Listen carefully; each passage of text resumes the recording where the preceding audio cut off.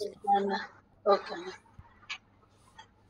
అందరికీ ఫ్రెండ్స్గా ఈ అవకాశం ఇచ్చిన దేవునికి కృతజ్ఞత స్థుతి. మళ్ళీ అన్నకు వందనాలండి. మీరు చేరొచ్చిన పెద్దలకు అందరికీ నా వందనాలు చెల్లిస్తున్నాను. ఈ సమయంలో లూకా రాసిన సువార్త 10వ అధ్యాయము 11 నుంచి 19 వరకు మనం చూసుకుందామండి.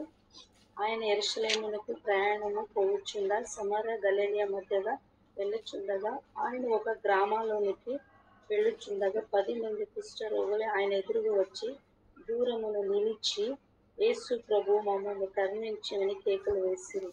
అలాగే ఇక్కడ చూస్తాము, యెరూషలేము నుంచి దేవుడు ప్రయాణం చేస్తూ ఒక గ్రామానికి వచ్చేటప్పుడు అక్కడ 10 మంది కుష్ఠరోగులు ఉన్నారంట. చాలా రోజుల నుంచి వాళ్ళు ఉండొచ్చు, వాళ్ళకి స్వస్థ కలిగేలాగా లేదు. అలా ఉన్నప్పుడు సమయంలో యేసు స్వామి అక్కడ యెరూషలేము నుంచి ప్రయాణం చేసి సమరయ గలిలయ మధ్యలో వస్తున్నప్పుడు అక్కడ ఉన్న కుష్ఠరోగులని యేసు స్వామిని చూశారు. చూసినప్పుడు ప్రభువా మమ్మల్ని కరుణించు, మన స్వస్థపరచు అని కేకలు పెట్టినప్పుడు దేవుడు అక్కడ అంటాడు ఏమని, మీరు యాజకులకు వెళ్ళి మీ శరీరాన్ని చూపించండి అన్నప్పుడు వెళ్తూ ఉండగా దావలో ఏం చెప్పాడంటే, మీరు వెళ్ళి యాజకులకి నీ శరీరాన్ని చూపించండి అని దేవుడు చెప్పినప్పుడు వాళ్ళు ఒక్క మాటకి రాగి అప్పుడు ఏం చేస్తారంటే వాళ్ళు వెళ్తారంట. వెళ్ళే సమయంలో బావలో వాళ్ళ 10 మందికి దేవుడు ఇస్తాడు. ఇచ్చినప్పుడు ఒక్కడు దాంట్లో 10 మందిలో ఒక్కడు మాత్రం దాన్ని గ్రహిస్తాడు. అవును, నా శరీరంలో ఇచ్చాడు, దేవుడు నన్ను స్వస్థపడిస్తారని ఒక వ్యక్తి మాత్రము దాన్ని తెలుసుకొని ఏం చేస్తారంట తెలుసా, వెనక అక్కడ చూద్దామండి. ఆయన వారిని చూసి, మీరు వెళ్ళి మిమ్మల్ని యాజకులు కనపరుచుకోనండి వారితో చెప్పాను. వారు వెళ్ళుచుండగా శుద్ధులైరి. వారిలో ఒకడు తనకు స్వస్థత కలిగిన చూసి గొప్ప శబ్దముతో దేవుని మహిమపరచు తిరిగి వచ్చి ఆయనకు కృతజ్ఞతా స్తుతి చెల్లించు ఆయన పాదాల యొద్ద సాగిలపడెను. వాడు సమరయుడు. హల్లెలూయా. ఇక్కడ చూస్తామండి ఏమని ఉందంటే, ఒక్కడు దాన్ని తెలుసుకొని ఏం చేస్తారంట, దేవునికి కృతజ్ఞతా స్తుతి చెల్లిస్తామని వాడు వెనకాలకి వస్తాడు. వచ్చినప్పుడు అక్కడ దేవుడి దగ్గర వచ్చి ఏం చేస్తాడంట, పాదాలకి సాగిలపడి దేవునికి కృతజ్ఞతా స్తుతి చెల్లిసి దేవుని నామాన్ని మహిమపరుస్తాడు. అక్కడ దేవుడు అంటాడు, ఇగో నువ్వు వచ్చిన ఇంకా 9 మంది ఎక్కడా అని అడిగినప్పుడు నిశ్చయంగా చెప్తాను, వాళ్ళు దేవుని ఎరిగిన వ్యక్తులు అయి ఉండొచ్చు, దేవుని గురించి అందరికీ తెలిసిన వ్యక్తి అయి ఉండొచ్చు. కానీ ఇక్కడ వాక్యం చెప్తుంది, వీడు సమరయుడు అంటే ఒక అన్యుడు అని ఇక్కడ చెప్తున్నా. అన్యునికి ఒక దేవుడు స్వస్థం ఇచ్చాడని ఒక నమ్మకముతో వాడు ఏం చేస్తాడు, తిరిగి దేవుని దగ్గర వచ్చి దేవుని పాదాల ముంద పడి సాగిలపడి ఏం చేస్తాడు, కృతజ్ఞత స్తుతి చెల్లిసి దేవుని నామను మహిమపరుస్తాడండి. ఇంకా 9 మంది వాళ్ళు రాలేకపోయారు. కానీ వీనికి ఒక ఆశ, నేను దేవుని మహిమపరచాలా, దేవునికి నేను కృతజ్ఞత స్తుతి చెల్లించాలని ఒప్పుడు విశ్వాసముతో తిరిగి వచ్చినప్పుడు దేవుడు లాస్ట్ వచ్చిన అంటాడు, అదిగో కాదు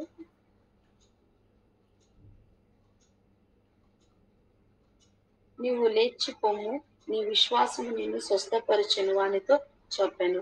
నిజంగా దేవుని ఎదుర్కొంటే ఒప్పుడు వచ్చి దేవునికి కృతజ్ఞత స్థుతి చెల్లించినప్పుడు దేవుని దాన్ని చూసి ఎంత లోపల అంటే మనమైతే మనుషులు ఏం చేస్తాం, హృదయం చూడము, మనము ముఖాన్ని చూస్తాను, కానీ దేవుడు వాని హృదయాన్ని చూసి ఏమన్నాడంట, నువ్వు లేచి పొమ్ము, నీ విశ్వాసం నిన్ను స్వస్థపరిచాను అని చెప్పాను. నిజంగా ఈ ఒక వ్యక్తిలో మనం చూసేదేమంటే, స్వస్థత పొందినప్పుడు వాడు అలాగే వెళ్ళిపోలేదు, తిరిగి దేవుని సముఖంలో దేవుని పాదాల్లో వచ్చి ఏం చేశాడంట, కృతజ్ఞతా స్తుతి చెల్లించాడంట.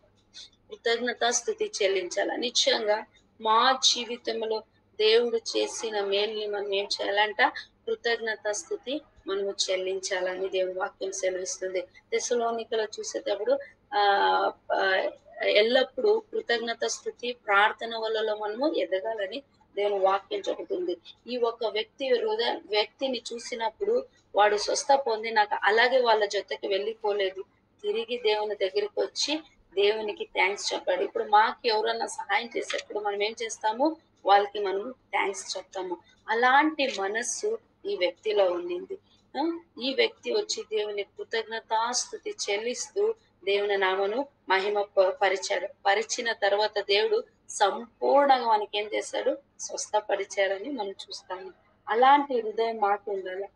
దేవుని అలాంటి వ్యక్తిలో ఉన్న హృదయము మాలో కూడా ఉండాలి. దేవుడు చేసిన మేలును మనం ఎన్నడూ మరవకూడదు. ఆయన చేసిన మేలును మర్చిపోకున్నట్ల ప్రతిరోజు మనం ఏం చేయాలంట? కృతజ్ఞతాస్తుతి చెల్లించాలంట. ఇంకొక వాక్యం చూద్దామంటే శతాధిపతి మత్తయి 8వ అధ్యాయంలో రాయబడింది. ఏమంటే శతాధిపతికి చాలా మంది సేవకులు ఉన్నారు, పని చేసేవాళ్ళు. కానీ ఒప్పుడు అస్వస్థ ఉన్నప్పుడు వాణ్ణి పంపిలేదు. ఆ శతాధిపతుడే వచ్చాడంట. ఎక్కడ? దేవుని దగ్గరికి. అంటే అంత పెద్ద రాజుగా ఉన్నా కూడా వాడు తగ్గించుకొని దేవుడి ముందు వచ్చి నా నా సేవకునికి బాగలేదు, నువ్వు వచ్చి నా స్వస్థపరచు అని అడిగినప్పుడు నిజంగా అక్కడ దేవుడు అంటాడు, ఇలాంటి నమ్మకము నేను ఇశ్రాయేలు జనంలో నేను చూడలేదు అని దేవుని వాక్యం సెలవిస్తుంది.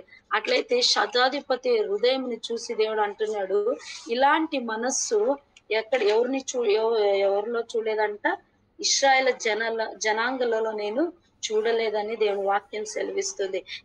అక్కడ చూస్తే ఒక కుష్ఠరోగి స్వస్థ పొందినాక దేవునితో కృతజ్ఞతాస్తుతి చెల్లించాడు. ఇక్కడ శతాధిపతి అంటే వాని కింద చాలా మంది పని చేసే వాళ్ళు ఉన్నారు. కానీ వాడే వచ్చాడు. ఒక సేవకునికి బాగలేకున్నప్పుడు, దేవా నువ్వు వచ్చి నా సేవకునికి ఒక్క మాట చెప్తే చాలు, నువ్వు ఇక్కడి నుంచి ఒక మాట చెప్తే చాలు, నా సేవకునికి ఏమైతుందంట? అద్భుతం జరుగుతుందని అక్కడ చెప్తాడు. చెప్పినప్పుడు అలాంటి విశ్వాసం నేను చూడలేదని దేవుడు అందరి ముందర చెప్తాడు. అలాంటి హృదయం మాకి కూడా ఉండాలి. ఎందుకంటే దేవుని విషయంలో వచ్చినప్పుడు మనం తగ్గించుకోవాలి. మనం ఎప్పటికీ హెచ్చించుకోకూడదు, తగ్గించుకోనాలా. ఎక్కువ దేవుని సన్నిధిలో మనం ఏం చేయాలి? కృతజ్ఞత స్తుతిగా ఉండాల. ఇక్కడ చూసినప్పుడు దేవుడు అదే అంటాడు శతాధిపతికి, నువ్వు రాక వాళ్ళు రాడు, కానీ ఏం చేస్తాడు? వీడే పోయి ముందరికి చెప్తాడు. చెప్పినప్పుడు నిజంగా దేవుడు అలాంటి విశ్వాసము మాకి కూడా ఉండాలి. శతాధిపతిలో ఉన్న విశ్వాసము మళ్ళా ఎవరు? ఆ కుష్ఠరోగిలో ఉన్న విశ్వాసము కూడా మనము చూసుకోవాలా. అలాంటి విశ్వాసంలో మనం పెరగాల. మళ్ళీ అలాగే మనం ఏం చేయాలా? దేవునిలో ఎదగాల. దేవునికి మనము కృతజ్ఞత అయి ఉండాల. ఎందుకంటే మా జీవితంలో ఎన్నో దేవుడు అద్భుతం చేసి ఉంటాడు. కొన్ని విషయంలో మనం మర్చిపోయింటాం, కృతజ్ఞత చెప్పలేక సమయంలో మర్చిపోయింటాము. దేవుడు ఆ వాక్యం సెలవిస్తుంది, మనం ఎన్నడూ మరువకుండా ప్రతి ఒక్కటి జ్ఞాపక చేసుకొని మనం ఏం చేయాలంటే కృతజ్ఞతలా జీవించాలని దేవుని వాక్యం చెప్తుంది. నిజంగా శామ్స్ అంటే కీర్తనలు 50:23 చెప్తుంది, స్తుతియాగము అర్పించువాడు దేవునికి మహిమ పరుచుచున్నాడు. నిజంగా మా జీవితంలో ఏముండాలంట? స్తుతియాగం ఉండాలంట. అంటే కృతజ్ఞత ఒక జీవితము మాలో ఉండాలంటే ఎప్పుడు మనము దేవుణ్ణి స్తుతి చెల్లించినప్పుడు దేవునికి ఏమవుతుందంట? మహిమ కలుగుతుందంట. దేవుని మహిమపరచాలి. దేవుని ఎప్పటికీ మనము మహిమ పరుస్తూ ఉండాలి. అప్పుడు మా జీవితంలో దేవుడు పెద్ద కార్యము చేసేవాడు అయినాడు. మళ్ళా ఇంకొకటి వాక్యం మనం చూస్తామండి. శామ్స్ లో 103:2 ఆయన చేసిన ఉపకారములు దేన్ని మనము మరవకూడదంట. నిజంగా ఇక్కడ కుష్ఠరోగి మరవలేదు. ఇక్కడ శతాధిపతి తనను తాను తగ్గించుకొని దేవుడు ముందు వచ్చాడు. కుష్ఠరోగి ఏం చేశాడు? వాడు స్వస్థ పొంది ఉన్నాడని తెలుసుకొని రిటర్న్ మళ్ళా ఏం చేశాడు? దేవుని దగ్గర వచ్చి కృతజ్ఞత స్తుతి చెల్లించాడు. తగ్గించుకునే స్వభావం ఉండాలా. మనము దేవుడు చేసిన మేలులను మరువకున్నట్ల ఏం చేయాలంటే మనము కృతజ్ఞతలుగా ఉండాలని దేవుని వాక్యం దేనిని మరువకూడదు. ఎందుకంటే ప్రతి ఒక్క చిన్న విషయం కూడా మా జీవితంలో ఏమి చిన్న విషయం దేవుడు చేసిన అద్భుతాలు దేవునికి చెబుతా కృతజ్ఞత స్తుతులు చెల్లుతూ మనం ఏం చేయాలంటే దేవుని నామాన్ని మహిమపరచాలి. పోయిన వారం నేను సాక్షి చెప్పాను. మా ఇంట్లో వాక్యం చెప్పే టైంలో నాకు వర్షం వచ్చింది, కరెంట్ లేదు, కానీ నేను తర్వాత దేవునికి ఎంత స్తుతించాను తెలుసా? ఎందుకంటే నేను జస్ట్ ఒక 2 minutes కినే ఎక్కువ నేను ప్రార్థన చేయలే. దేవుడా, నేను వాక్యం చెబుతా ఉండే వరకు నాకు యూపీఎస్ పని చేయనని నేను చెప్పినప్పుడు దేవుడు ఆ 2 సెకండ్లు ప్రార్థన దేవుడు విని నా వాక్యము మళ్ళీ ఈ ఆన్లైన్ లో ప్రార్థన అయ్యేంత వరకు దేవుడు ఆ యూపీఎస్ ఉన్నలాగా చేశాడు. అది నేను తెలుసుకొని నేనేం చేశానంటే దేవునికి కృతజ్ఞత స్థుతి చెల్లించాను.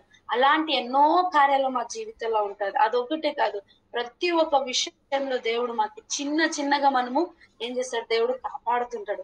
ఆ చిన్న విషయంలో మనం దేవునికి మహిమ పరుస్తున్నప్పుడు మనం దేవుడు ఏం చేస్తాడంటే హెచ్చిస్తాడండి. దేవుడు మన ఆశీర్వదిస్తాడు. దేవుడు మనని పైకి ఎత్తుతాడు. అలాంటి హృదయం మనము కలిగి ఉండాలి.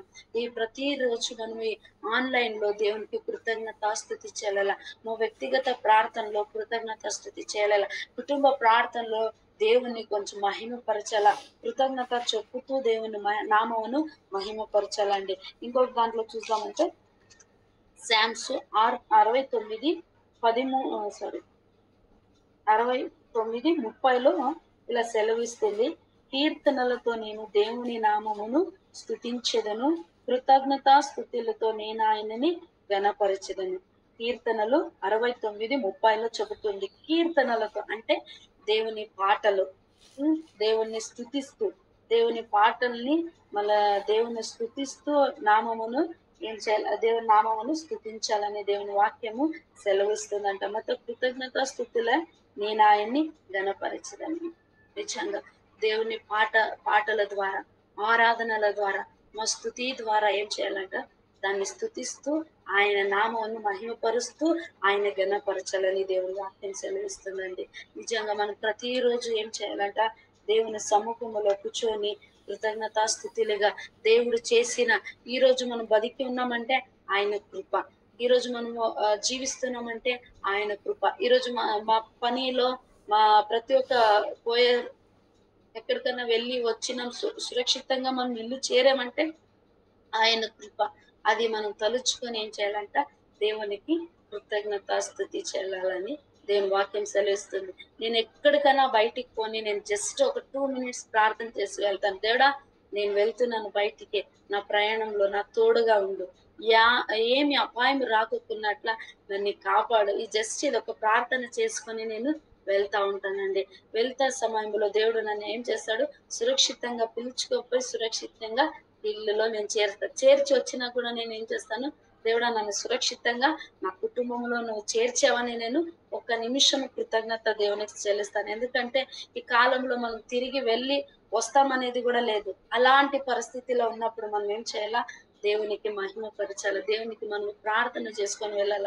ఈ కుష్ఠరోగులో ఒక వ్యక్తి వాడు వెళ్ళిపోయి మళ్ళా తిరిగి వచ్చి ఏం చేశాడంట, దేవుణ్ణి స్తుతి పరిచి కృతజ్ఞత స్థుతి చెల్లించి దేవుని నామమును మహిమపరచాల. మనం కూడా ప్రతి ఒక్క రోజు, ప్రతి ఒక్క సమయంలో, ప్రతి ఒక్క క్షణంలో మనం ఏం చేయాలంట, కృతజ్ఞతలాగా జీవించాలని.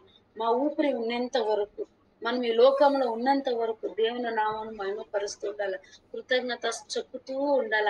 ఆయన నామము మాత్రమే మహిమపరచాల.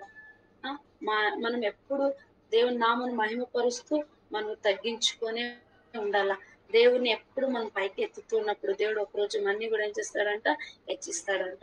దేవుని వాక్యం చెబుతుంది, మనం తగ్గించుకునే హృదయం. శతాధిపతిలో మనం చూస్తాము, ఆడ తగ్గించుకొని తన సేవకుని కొరకు వాడు ఏం చేస్తాడు, దేవుని దగ్గర వస్తాడు. అలా మనం కూడా తగ్గించుకొని మన దేవుని సముఖంలో వెళ్ళాల.